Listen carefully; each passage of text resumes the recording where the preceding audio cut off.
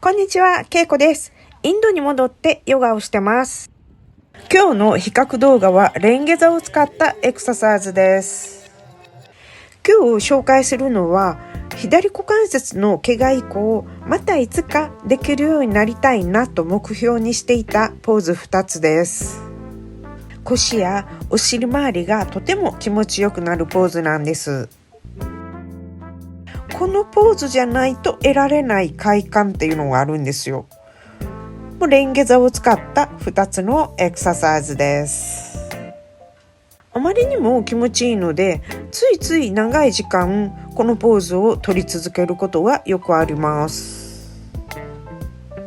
1年半前の2022年9月に左股関節を怪我をして人工股関節全置換術高速法アプローチという手術を受けました。それから約1年自主トレをしてインドのヨガの聖地リシケシに戻った時には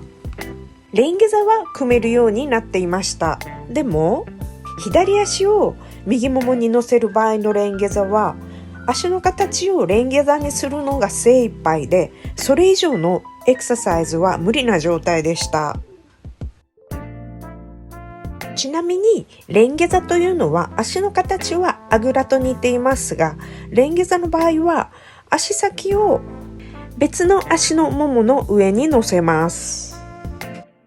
股関節の他に膝や足首の柔軟性も必要なポーズです。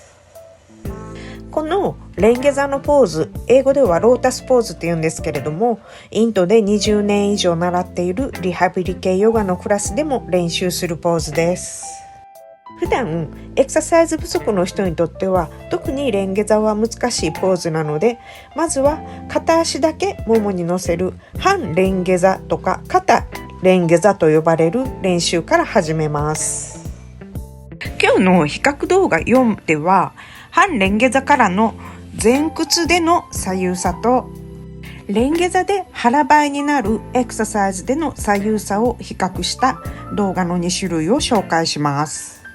比較動画の1つ目は半レンゲ座の前屈なのですが、まずその前に準備段階の片足を伸ばした半レンゲ座での今の左右差、そして手術から1年半経った今と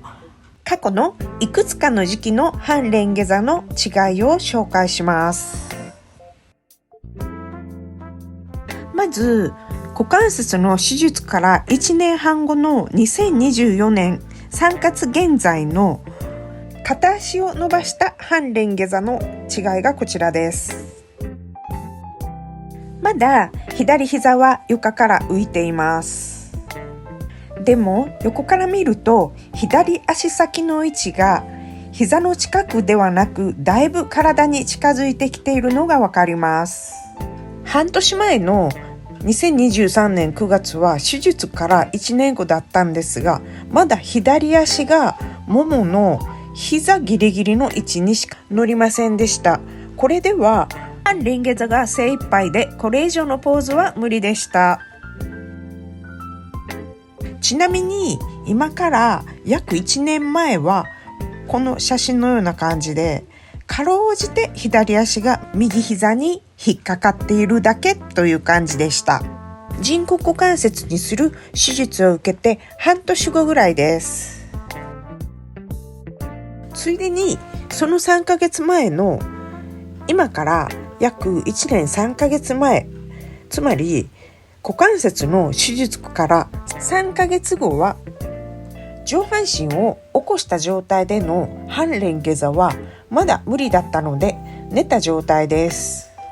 手術直後は左足が内旋や内転すると脱臼の可能性があったため、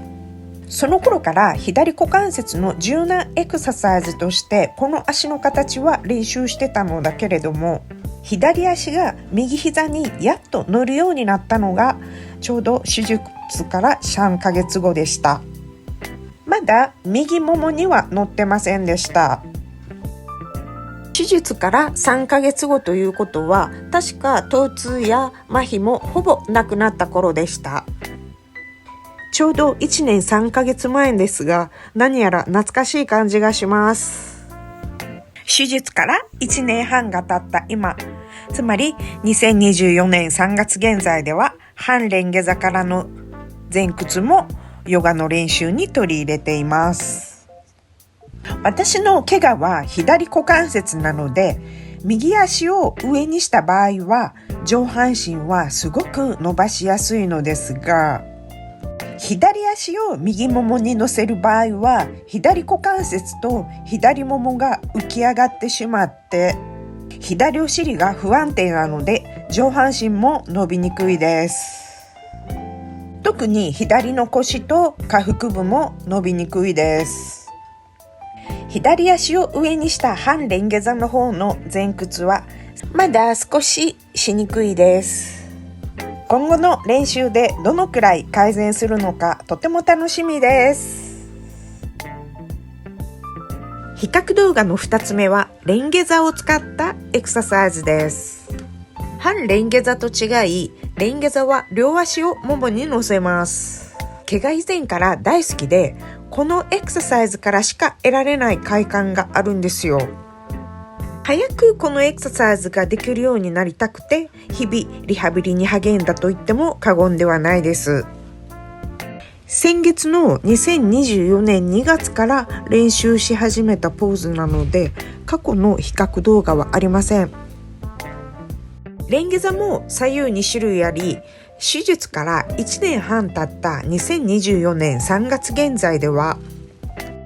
左足を右足に乗せる場合のレンゲ座では、まだ左膝が浮きます。股関節の機能だけでなく、膝や足首の柔軟性がまだ怪我以前に戻っていないってことです。レンゲ座から腹ばいになって腸腰筋を伸ばすエクササイズがあるんですが、これがね、私が大好きなポーズです。まだ左股関節の伸展機能には伸びしろがある状態で、言えば腸腰筋が伸びにくい状態なので、股関節だけではなく体の他の部分にも負担をかけないように腸腰筋をストレッチするため、ボルスターや大きめの枕を使っています。腸腰筋や股関節やお尻周辺がいろんな方向に気持ちよく伸びてきたら、ボルスターの位置をずらしたり、ボルスターを外したり、上背を起こしてみたり、そうすることで広範囲にわたってゆるりと体のあちこちが伸びてとても気持ちいいんです。腰周辺だけじゃなく足首や足の甲もだんだんとほぐれていくのが自覚できます。右足が上に乗っている場合はボルスターなしで上背を起こせるのですが、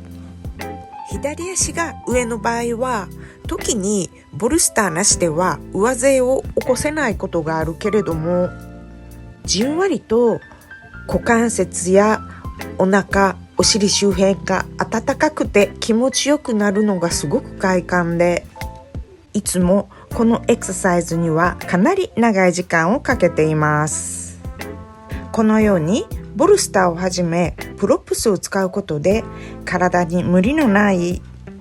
エクササイズができるのが矯正系ヨガの良いところです。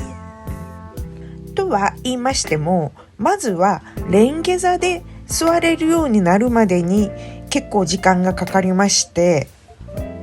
レンゲ座で無理なく痛みもなく長く座れるようになるまでにはさらに長い時間が必要でした。レンゲ座が組めるようになってからはレンゲ座を使うエクササイズを多用していますが、それ以前はレンゲ座ができる体を作るための基礎的な地味な練習を繰り返す毎日でした。